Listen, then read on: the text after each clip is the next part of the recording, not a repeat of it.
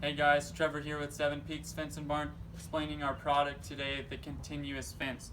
As you can see here in our model, this is a replication of our 4-rail fence. We also sell 5-rail. Why it's called continuous fence, and a lot of people ask, is here on the panel is the male end of one end of the panel is a male end, as you can see here, and one end is a female end. They literally slip right together, making it a continuous fence. Say you had 100 panels going down a fence line. If you look down it, it would look continuous. It would look complete. So that's why they call it a continuous fence. A lot of people ask, well, what are the applications that you could use it for? And a lot of things that you could use it for are ranches, perimeter fences. A lot of ropers buy these panels to make roping arenas. People frame up a mare motel and they put these panels inside, creating stalls.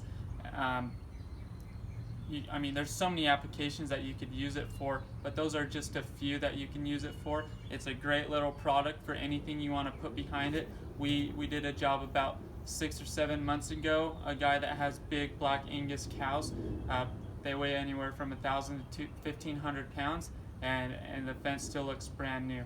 We're grateful for you and watching this video, and we hope to serve you in the future. Thank you.